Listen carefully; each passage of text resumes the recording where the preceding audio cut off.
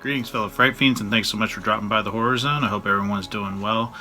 Since we're getting into the fall season and Halloween will be upon us in the next few weeks, I thought I'd start doing some horror movie reviews, not focusing on the standard films that most people will talk about during the Halloween season, like Trick or Treat or the Halloween franchise. I thought I'd talk about some horror films that a lot of people don't talk about, and specifically one that came out in 2007 that I was a fan of and saw opening weekend at the movie theater.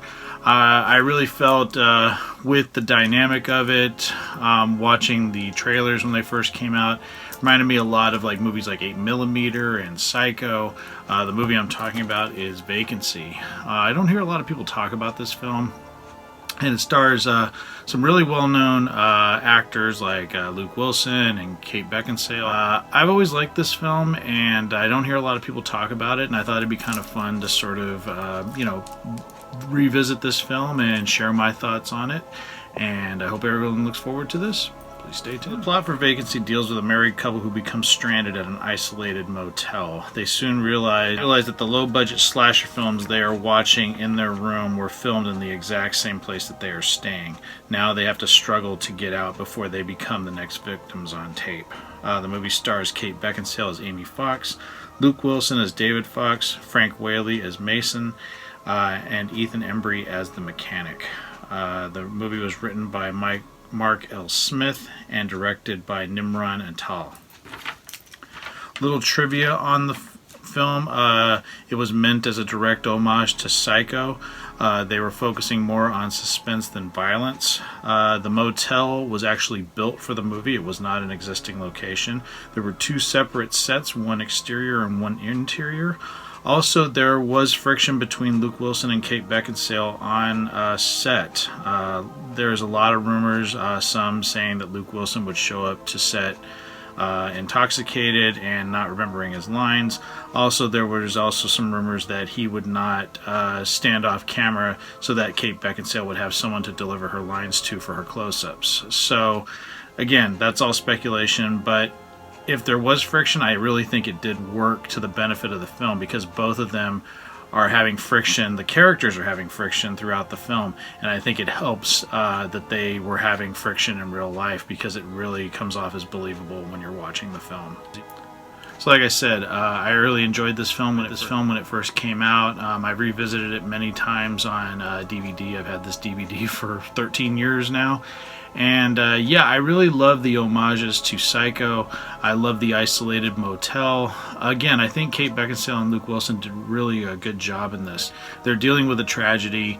It's affected their marriage. The tension between the two and the way that they sort of nip at each other in terms of like just sort of, getting under each other's skin and pissing each other off is really believable. I didn't think it felt forced at all. Frank Whaley does a great job in it. I've always been a fan of him. Even before Pulp Fiction, I had seen him in other films, and I think he's really great as this creepy motel keeper out in this isolated locale. And when you start to realize what's going on, I think it's really interesting the way it's done. The motel itself is very disgusting. There's cockroaches. You can tell that it's run down and hasn't been kept up in a long time. And there's this seedy undercurrent that's felt right away. As soon as they're at the location, there's just these little creepy things that keep happening, and I think the suspense is built really well. I think Nimran Atal does a great job of setting up the tension and delivering, and I think all of the actors do a great job of playing their parts. Like I said, the fact that the location was built, I really thought it was a real location. To find out that it was a set, and just really well done. Great attention to detail, and I think it plays out really well. And it's a really quick little film. I believe it's under 90 minutes, and it's one that I think people should give a chance to and actually check out, because it's got some homages to not only Psycho, but movies like 8mm that I really like. These snuff films, and just the way that they discover what's going on at this location is really excellently done. Yeah, people should give Vacancy a chance. I think it's a great little horror film for the Halloween season. Check it out, watch it. If I had to give it a rating on my scale, I would give Vacancy 4.5 skulls. So yeah, Vacancy, great film. There is a prequel that I actually have. I found it for $1, and it's just called Vacancy: The First Cut. I've never seen it, and I still have it. It's still shrink wrapped. I've never watched it. If anybody else has seen it, I've heard some things about it, but I've always been curious to check it out. Please let me know if you guys have seen it and if you would like me to watch and review it. Because if you guys want me to, I will do that. I have some other horror films that I'm going to be talking about this Halloween season. Not a lot of new stuff coming out, of course, because of this crazy year. Just found out recently that Candyman has been moved to next year, so that won't be coming out in October, which I knew was going to happen. It was supposed to take the spot that was left vacant by Halloween Kills being moved to next October.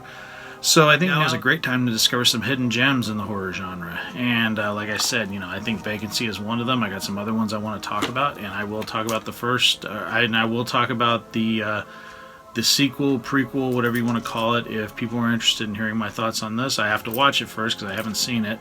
But yeah, let me know what you guys think. Thanks so much again for dropping by the Horror Zone. Also, I want to recommend a podcast. There is a new podcast. It's a video podcast. It's on here on YouTube. The podcast is called The Thing with Two Heads. I'll put a link down below to it. I would love to see these guys get some more subscribers and viewers. It's led by Sean Clark, who people know from Horror's Hallowed Grounds, and Christopher Nelson, who's a special makeup effects artist. Both awesome. They've had some fantastic guests like Adrienne Barbeau, James Jude Courtney, Nick Castle.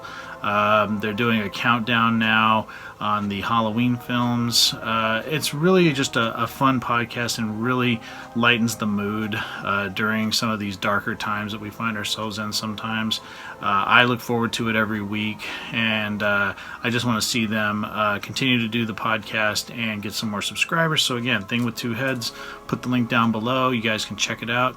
And thanks so much again for dropping by the Horror Zone. And I got some more cool videos I'm going to be dropping here and there throughout this month and October. Don't really know what the Halloween season is going to be like this year, but I'm celebrating it like I do every year, decorating my house.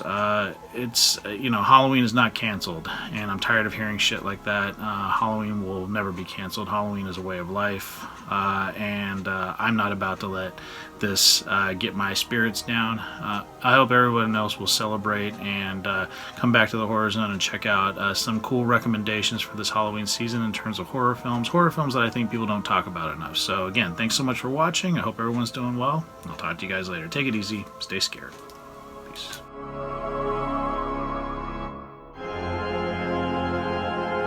Thank you everyone for taking this time to drop by the Horror Zone. It really means a lot to me that people are supporting what I do here. If you like this video, please hit the subscribe button down below. I upload videos at least once or twice a week. It would really mean a lot if people would spread the word about this channel. This is a passion of mine. I love the horror genre, and I'm really happy to share my love of it with all of you. So thanks so much again for checking it out, and I'll talk to you guys later. Take it easy. Peace.